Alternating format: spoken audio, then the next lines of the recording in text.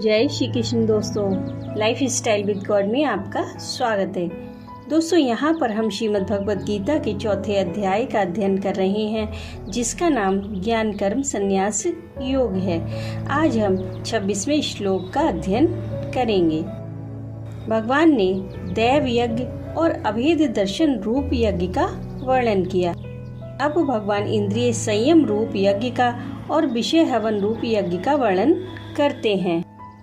श्रोत्रादीनीन्द्रियाण्यन्ये संयमाग्निषु जुह्वति शब्दादीनीन विषयानन्य इंद्रियाग्निषु जुह्वति। चौथे अध्याय के 26वें श्लोक में भगवान श्री कृष्ण अर्जुन से कहते हैं कि अन्य योगी जन श्रोत्र आदि समस्त इंद्रियों को संयम रूप अग्नियों में हवन किया करते हैं और दूसरे योगी लोग शब्द आदि समस्त विषयों को इंद्रिय रूप अग्नियों में हवन किया करते हैं। इस श्लोक में भगवान ने इंद्रिय संयम रूप साधन को यज्ञ का रूप देने के लिए यहाँ संयम को अग्नि बतलाया गया है। अब पहले समझते हैं कि संयम रूप अग्नियों में श्रोत्र आदि इंद्रियों को हवन करना क्या है। दूसरे अध्याय में यह कहा गया है कि इंद्रियां बड़ी प्रमथनशील हैं। ये बलात् साधक के मन को डिगा देती हैं। इसलिए समस्त इंद्रियों को अपने वश में कर लेना, उनकी स्वतंत्रता को ही मिटा देना, उनमें मन को विचलित करने की शक्ति न रहने देना तथा उन्हें सांसारिक भोगों में प्रवृत्त न होने देना ही इंद्रियों को संयम रूप अग्नियों में हवन करना है।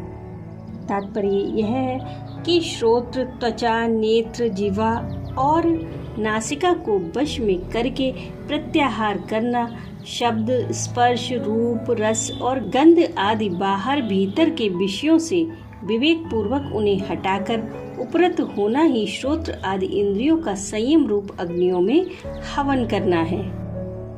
यहाँ पर इंद्रियों को वश में कर लेने का नाम संयम है।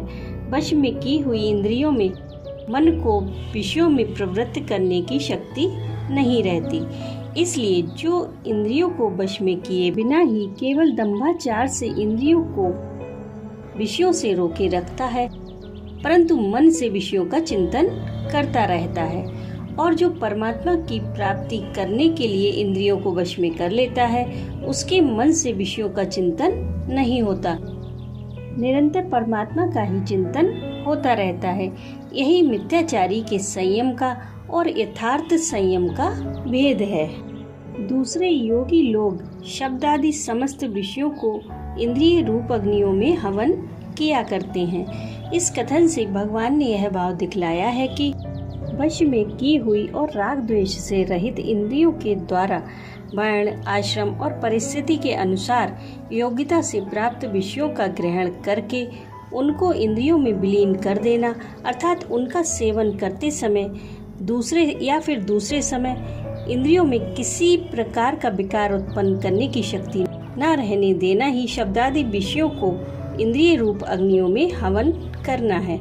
अभिप्राय यह है कि कानों के द्वारा निंदा और स्तुति को या अन्य किसी प्रकार के अनुकूल या प्रतिकूल शब्दों को सुनते हुए, नेत्रों के द्वारा अच्छे बुरे दृश्य को देखते हुए, जिह्वा के द्वारा अनुकूल और प्रतिकूल रस को ग्रहण करते हुए, इसी प्रकार अन्य समस्त इंद्रियों के द्वारा भी प्रारब्ध के अनुसार योग्यता से प्राप्त समस्त विषयों का अनासक्त भाव से सेवन करते हुए अंतःकरण में संभाव रखना, भेद बुद्धि जनित राग द्वेष और हर्ष शोक आदि विकारों को न होने देना, अर्थात उन विषयों में जो मन और इंद्रियों को विक्षिप्त करने की शक्ति है, उसका नाश करके उनको इंद्रियों में विलीन करते रहना, यही शब्दादि विषयों का इंद्रिय रूप अग्नियों में हवन करना है।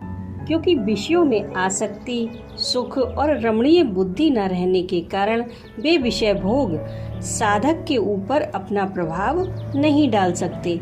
वे स्वयं अग्नि में घास की भांति जलकर भस्म हो जाते हैं। राधे राधे।